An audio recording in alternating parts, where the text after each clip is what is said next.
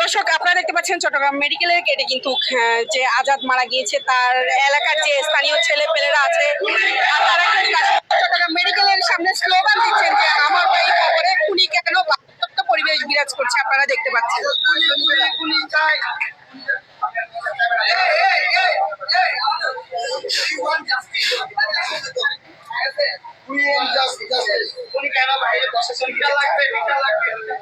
আমার ভাই খবরে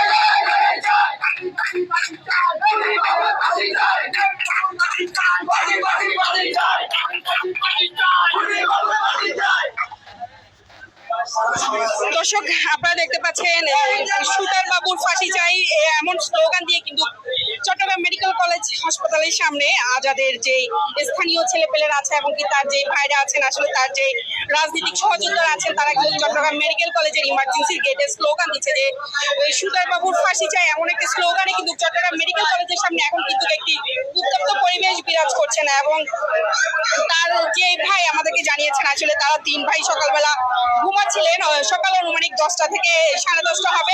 এমন যে শুটার বাবু তাকে সে কিন্তু আজাদকে ডেকে নিয়ে গিয়ে কিন্তু আসলে একটা থেকে গুলি করেছে।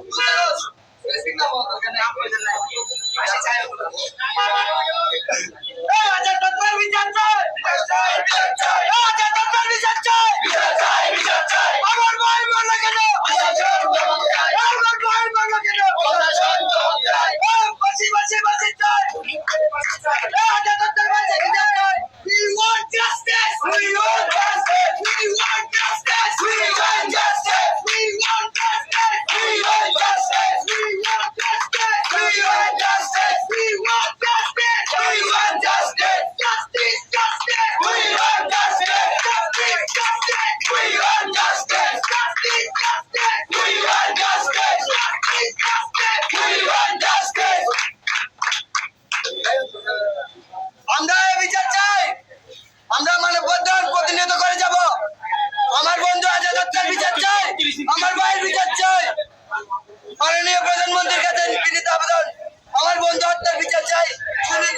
দর্শক, আপনারা এই মুহূর্তে দেখছেন চট্টগ্রাম মেডিকেল ইমার্জেন্সি যে গেট আছে সেই গেট থেকে আমরা আপনাদের সাথে যুক্ত হয়েছি। দর্শক, আজ অনুমানিক সকাল 10টার দিকে চট্টগ্রাম 2 নম্বর গেটে আজাদ নামে এক ব্যক্তিকে শুটার বাবু বলে চিনেন, তাকে আজাদকে সকালবেলা কল দিয়ে আসলে নাস্তা খাওয়ার কথা বলে ডেকে নিয়ে গিয়ে কিন্তু তার উপরে তাকে প্রথমে শারীরিক নির্যাতন করে, তারপর দুপুর অনুমানিক 12:30 থেকে 1টার দিকে তাকে চট্টগ্রাম 2 নম্বর গেটের হিলভিউ এলাকায় আসলে গুলি করা হয়।